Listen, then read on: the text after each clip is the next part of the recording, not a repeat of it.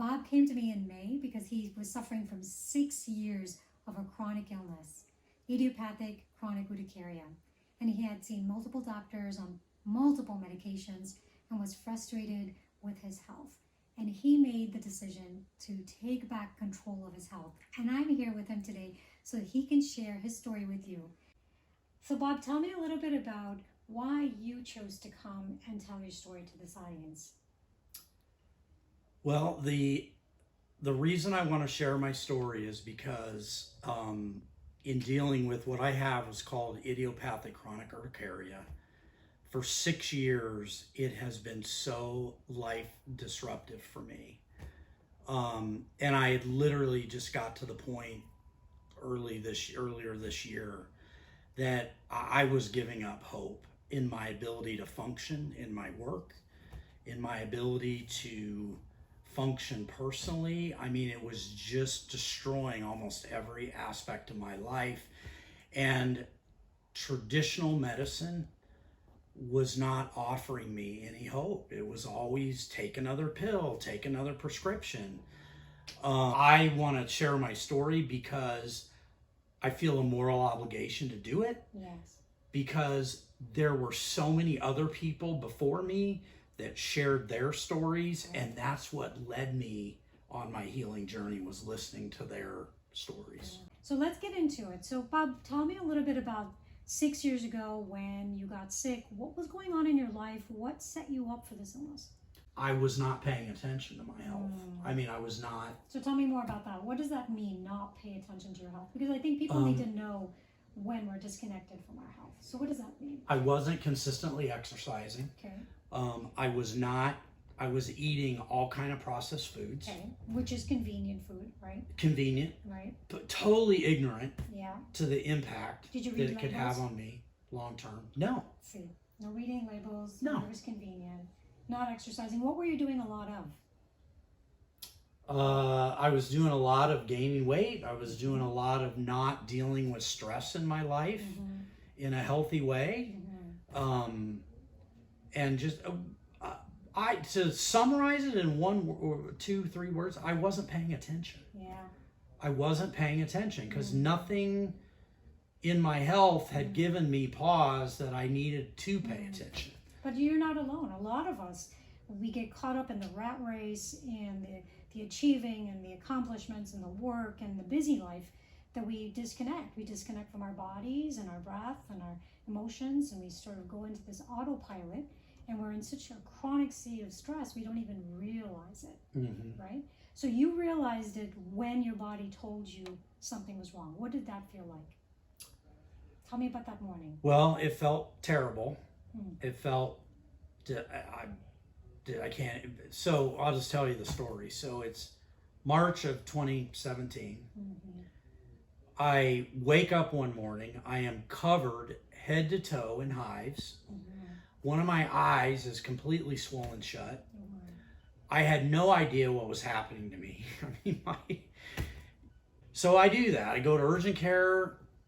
She was absolutely right. They put me on a course of prednisone, gave me a shot, and then 4 or 5 days of prednisone. But your health journey continued for 6 years. For 6 years. So what were some of the other things that you started to experience since this wasn't going away? So that's right. So what happened in my journey was the hives were not going away. The only relief I got was being on high doses of prednisone. Okay, which it makes you crazy after a time. You're on prednisone for a couple months. Those of you out there that have been it's on called steroid psychosis. Okay, there you go. I mean, I definitely had it for sure. Pre-hypertensive, blood pressure 140 over 90. My resting heart rate was tachycardia, which is over a resting heart rate of consistently over 100. I was pre-diabetic. So my A1C was over 5.8. I was fat, no other way to say it. I mean, I had gone from, I was, about 230, and I was up at almost like 252, I think was my highest weight on the scale, and I'm just a little under 6 foot tall. So I was very heavy. The prednisone made me so hungry. I was eating everything just crazy. The other thing I was dealing with was, I was constantly itching. Yes. Because I would be on 20 milligrams of prednisone a day and still have breakthrough hives. Right. And just itch. And so then, every few days it was, blood on the pillowcases, blood on the sheets from all that. It impacted your relationship with your wife. Oh my gosh. And she's just been such an amazing support through all this. The impact was I wasn't sleeping. I couldn't get more than 3 to 4 hours of sleep at a time, ever. The antihistamines were really starting to impact my memory and concentration. Yeah. I was getting very concerned. I started reading reports about long-term use of H1 blockers and the impact on the memory, because I was truly struggling. Like, literally, I have coworkers that I work with every day, that there were days I would sit at my desk and could not remember the name of a person that I interact with almost every day. Bob, this is an important point to mention to the audience, because a lot of people, especially seniors, will take Benadryl to sleep every night, or Tylenol PM, and they don't realize the impact that it can have long-term on cognition. So you're bringing up a really good point. So basically, I had two options. I either stay on prednisone, or I deal with being covered in hives all day, every day. I mean, it was a linear, here's, this is what my life looked like. At what point did you decide that you needed to see something different or do something different? It was in April of this year. I was just having an extremely bad flare. My memory issues were really impacting me. And I wasn't able to function in my job. Like, I wasn't able to just function, period. I just wanted to sleep 12 hours a day, and I had given up hope. I was completely demoralized. But I watched a video on YouTube by a gal named Michaela Peterson. She did a TED Talk, and she walked through her story in dealing with a chronic condition similar to mine. She was dealing with, I believe, rheumatoid arthritis. And she went through in her TED Talk her journey. And I went, oh my gosh, there's hope. So I started to talk to my primary care, Abigail, who has been amazing. She said, Bob, I'm happy to help you on this journey, but some of the stuff you want to do is outside my wheelhouse. Right. But I fully support you. So one of the first things... It's a wonderful quality in primary care. Yes. For somebody who sits and listens and understands that you're looking for something more and is willing to explore that with you. So, you're very blessed to have a good... Oh my gosh. I mean, and I think that's something that's really important to say too. I'm not here today to bash traditional medicine. It didn't solve my problem, but God knows where I would be. Right. It bridged you. It bridged me. It bridged me. So she encouraged me to go find a integrative medicine doctor that specialized in that. From the very first meeting that I had with you, we put together a plan, and you spent an hour and a half with me walking me through, okay, Bob, I mean, I asked you so many questions in that first meeting.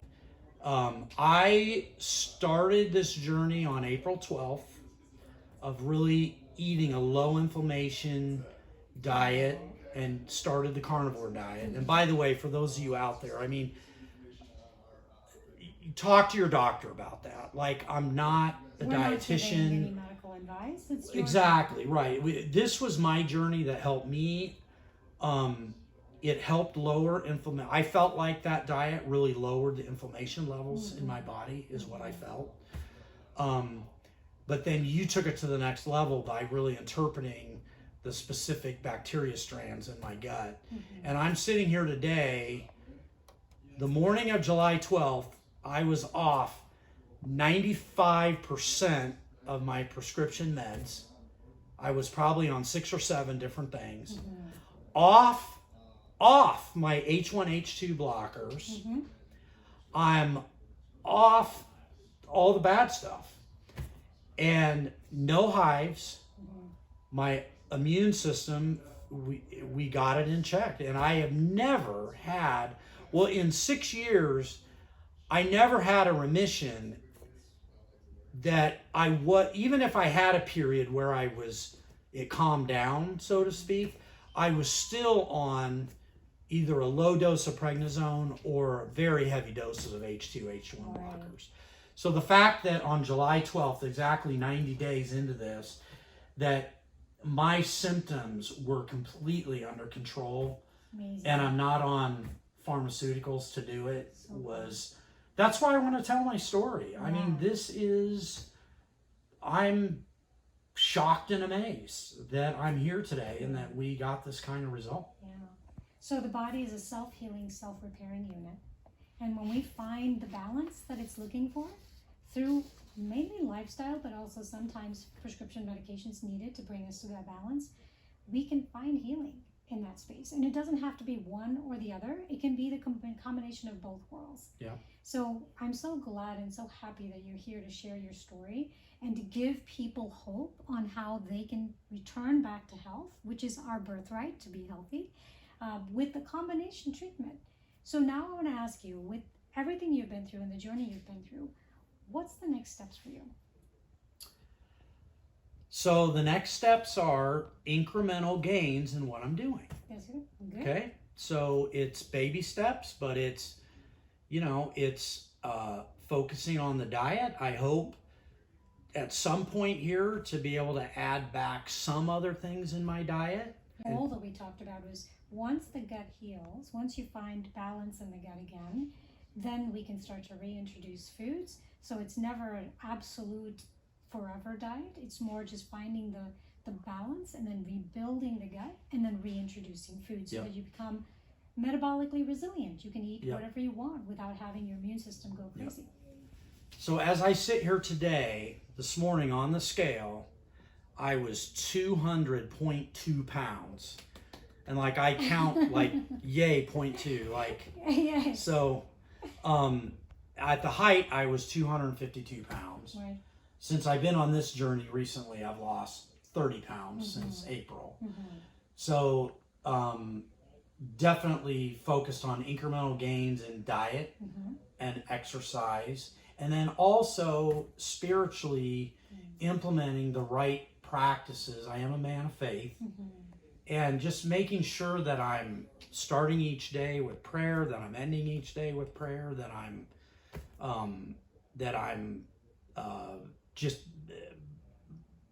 that I'm growing that mindful practice that you really helped me get recentered on, because I was really out of balance and I wasn't paying attention to my spiritual life and meditating and being in a good space. So every day my family will tell you I've got this green swing chair in our backyard that my brother-in-law Mike got me this chair a couple years ago, and I finally put it up here. Love it. And I sit in that swing chair, thank you Michael, every morning, and I have my 1 cup of coffee. I'm not addicted to coffee anymore, but I do 1 cup a day. And I just really pray and meditate and try to spend at least 10 minutes before I let all the demands of the day kind of rush in and take me over.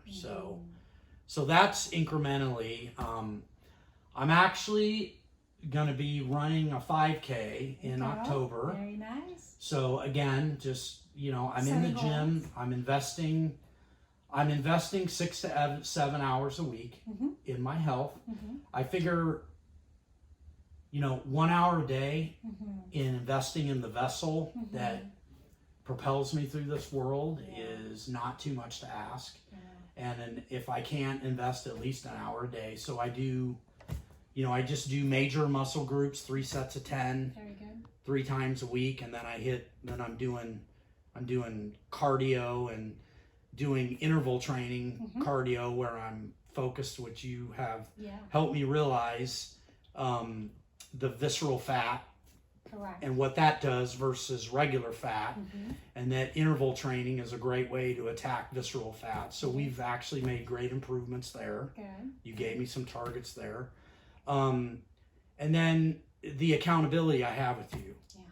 Like, I knew I could not come here today without being able to tell you that I had registered for that 5K. I love it. I love it. Because in our last meeting, Yes. your question to me was, Bob, I told you I was going to do this 5K, and you said, okay, when are you going to be signed up? That's right.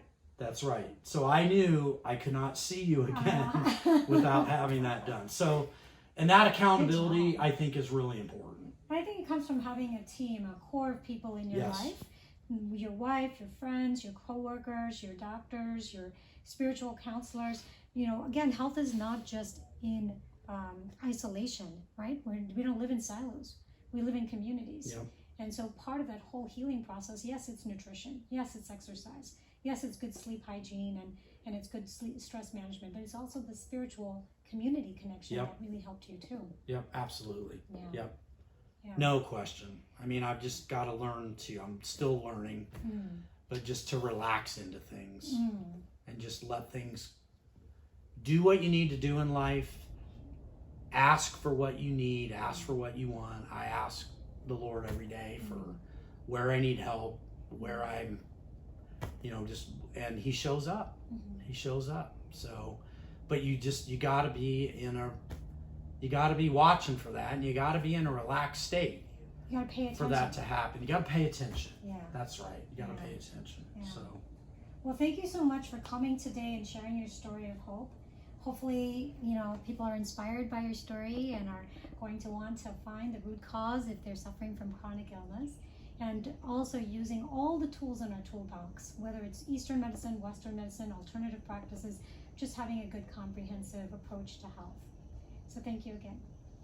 Thank you.